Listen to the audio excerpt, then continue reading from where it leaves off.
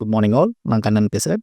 Nifty spot closed at 24,190, central line at 24,250, PCR at 0.38 concern. Call writing பொறுத்தளவு 24,300 call and 24,400 கால் ரைட்டிங்கில் இருக்குது. Put writing பொறுத்தளவு 24,000 put, 23,800 put ரைட்டிங்கில் இருக்குது. First tight resistance around 24,300 to 400 maximum. And put side பொறுத்தளவு first support is 24,000. So below 24,000 on close basis market will fall further அப்படின்ற மாதிரி வச்சுக்கலாம். And it will try to reach 23,800 levels too. Cover ஆகிருக்கிறது பார்த்தீங்கன்னா 23,900 put, 24,300 put, 24,400 put, which indicates market tight resistance around 24,300 to 400 levels, 24,400 levels. If market reaches 24,300 பக்கத்தில் வந்தாலும் சரி, 300 தாண்டி in between 400 இருந்தாலும் சரி, அந்த இடத்துல நம்ம வந்து ஒரு புட் எடுக்கிறது வந்து பெட்டர் ரிசல்ட் கொடுக்கும். Because today is also market என்ன பேரிஸ் ஜோன் மாதிரி தான் தெரியுது. அண்ட் பேங்க் நிஃப்டி பொறுத்த அளவுக்கு 52,139 spot close, 52,600 is the central line, 0.47 is the PCR again concern. Call writing பொறுத்தளவு 52,500 அண்ட் 53,000 கால் ரைட்டிங்கில் இருக்குது. புட் ரைட்டிங் பொறுத்தளவு 52,000 புட், 51,500 புட் ரைட்டிங்கில் இருக்குது. First resistance at 52,500, first support at 52,000.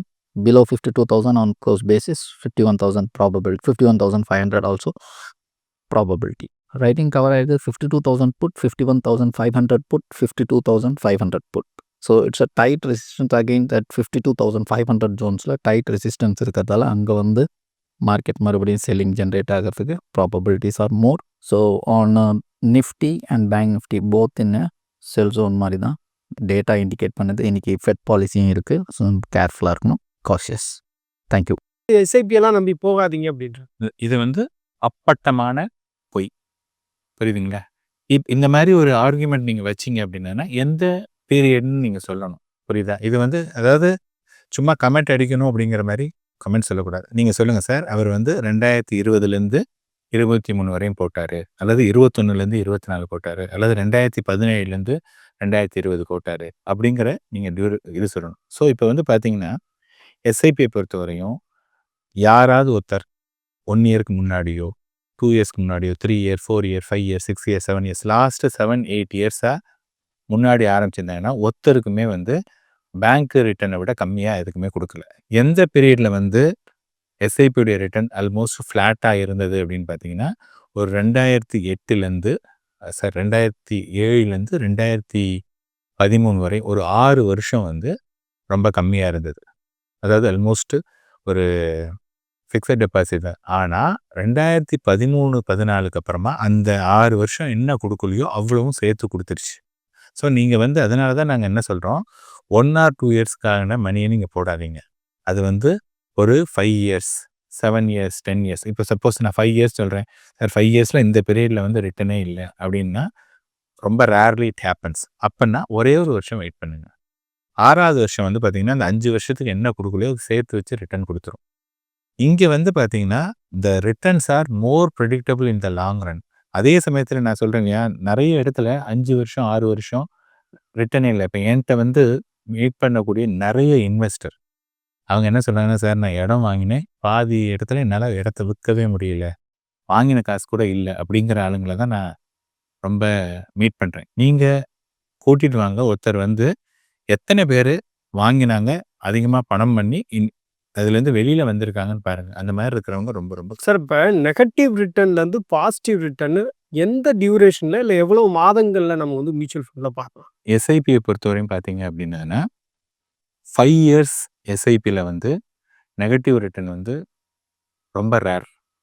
அதாவது எப்போ நடக்கலாம் அப்படின்னதுன்னா, ஒருத்தர் ஸ்டார்ட் பண்ணிகிட்டே வராரு, அந்த 5th இயர் அன்னைக்கு அப்படியே ஒரு மார்க்கெட் இப்போ வந்து கோவிட் வந்தது, அல்லது குளோபல் ஃபினான்ஷியல் க்ரைசிஸ் வந்தது, அந்த மாதிரி சமயத்தில் ஒரு 1 இயர் வரையும் அந்த நெகட்டிவ் ரிட்டர்ன் இருக்கலாம்.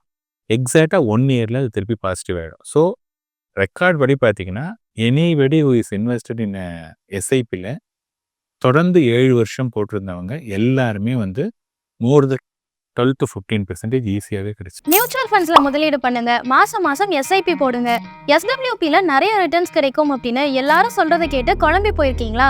இனிமேல் அந்த கவலையை விடுங்க. பொருளாதாரம் சம்பந்தமான உங்களோட சந்தேகங்கள் எல்லாத்தையும் ஈடி தமிழ் ஆஃபீஸ்க்கே நேரடியா வந்து எக்ஸ்பர்ட்ஸ் கிட்ட கேட்க முடியும். அதுக்கு நீங்க செய்ய வேண்டியதெல்லாம் உங்களோட பெயர் மற்றும் கான்டாக்ட் நம்பரை ஸ்கிரீன்ல தெரியுற இந்த நம்பருக்கு வாட்ஸ்அப் பண்ணுங்க.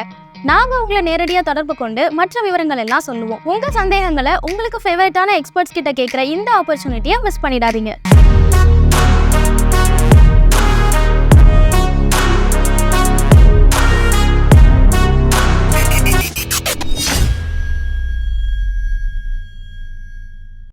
மேலும் ஈடி தமிழ் சேனல்ல வரப்போகும் பிசினஸ் மற்றும் அது ரிலேட்டடான வீடியோவை பார்க்க உடனே கீழே இருக்க சப்ஸ்கிரைப் பட்டனை கிளிக் பண்ணுங்க.